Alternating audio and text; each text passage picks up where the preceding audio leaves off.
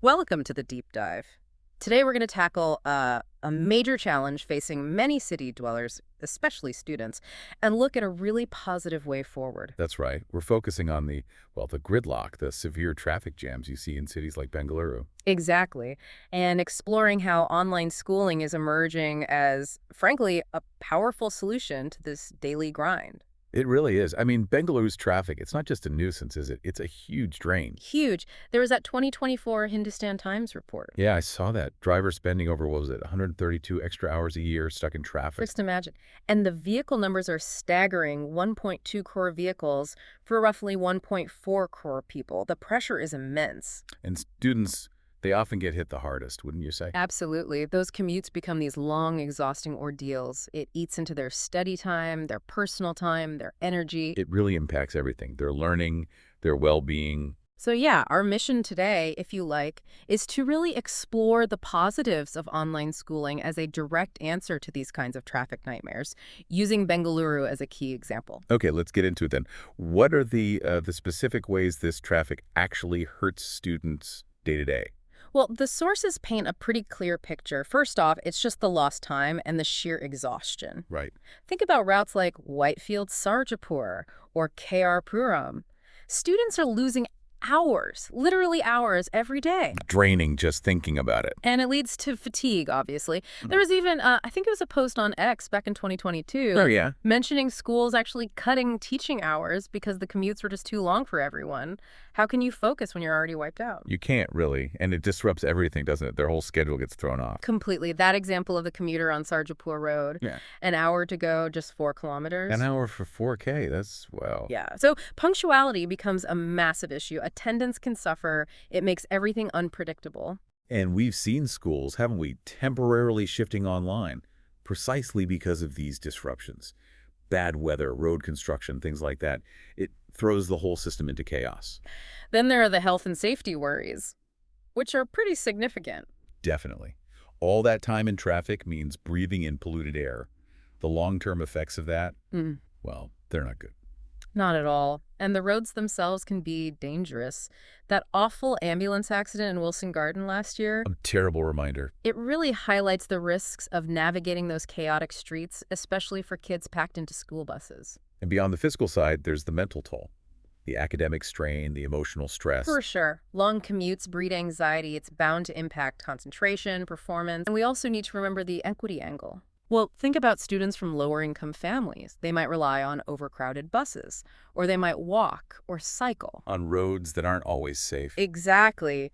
Reports mention areas like Kangari, Uttarahalli, potholes, waterlogging. It makes just getting to school hazardous for some kids. It's simply not fair. So when you lay it all out like that, the case for alternatives becomes really, really strong. The traffic is just creating too many barriers. Precisely. And this is exactly where online schooling steps in as, well, a really promising way to ensure education isn't disrupted by all this chaos. It offers a way to keep learning consistent, regardless of what's happening on the roads. Yeah, it's a genuinely effective solution. It ensures learning can continue uninterrupted.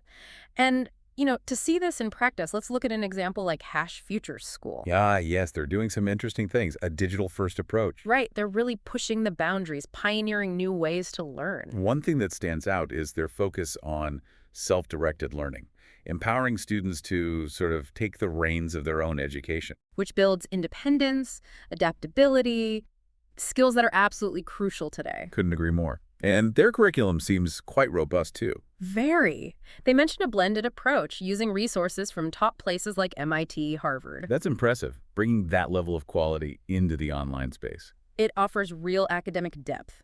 And they also emphasize research, encouraging curiosity, problem solving. It's so important teaching how to think, not just what to think. And I noticed their goal around financial independence, too. Yes, aiming for financial literacy by age 15. That's incredibly forward-thinking, preparing kids for the real world. It really is. So, okay, let's tie this all back directly to the traffic nightmare we started with. What are the concrete advantages of online schooling in a city like Bengaluru? The biggest one right off the bat is no commute. Simple as that. Game changer. Think about it. Students get back, 2, maybe 3 hours every single day? That's a massive amount of time, and it directly cuts down stress, pollution exposure. It's a win-win for their well-being. Totally. Then there's the flexibility. Bengaluru's infrastructure can be, well, unpredictable. Understatement of the year. Flooding, Yeah. metro work, something always seems to be causing chaos. Exactly. But with asynchronous online learning, students can adapt. If there's a major disruption, they can adjust their schedule. Learning doesn't have to stop. That continuity is key. You just don't get that if you're physically stuck somewhere. And what about personalized learning? That seems like a huge potential benefit too. Oh, absolutely. Platforms like Hash Future School often use AI, right, to tailor things to individual student needs, their pace. So potentially much higher engagement, better outcomes. Especially compared to a student who's maybe sitting in a classroom but just exhausted from their journey. Yeah. The quality of learning could be much higher online in that context. That makes sense. And then there are the practicalities, the costs. Right. Less money spent on transport, uniforms, maybe even fewer school fees if the overheads are lower. Which improves accessibility, doesn't it? It opens doors for students in maybe more remote parts of the city or those whose families struggle with the costs of traditional schooling. It definitely helps level the playing field, making quality education more democratic. Now, some people worry about the social side, don't they? Missing out on interaction. That's a common concern, yeah.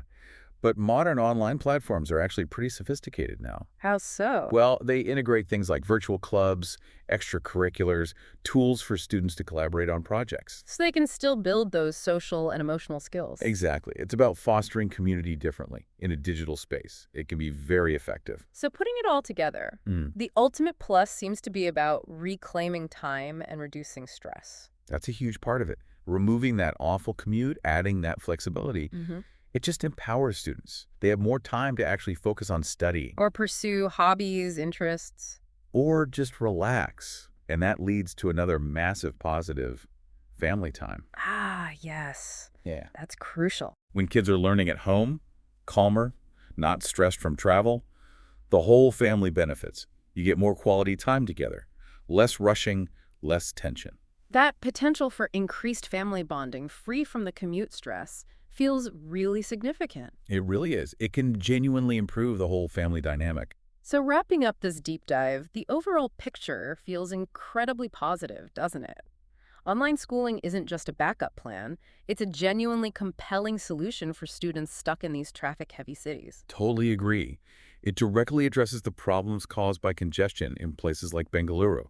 It offers a better, more efficient way for many students to learn. And embracing these online models, it helps individual students focus, spend more time with family. And potentially, it could even help reduce the overall traffic burden in the city if enough people switch. That benefits everyone. It's a really interesting thought, isn't it? How this shift could reshape not just education, but city life itself. A future where learning isn't dictated by geography or traffic jams. Where students can genuinely thrive academically and personally right from home, supported by their families. It's a really hopeful vision for the future of learning.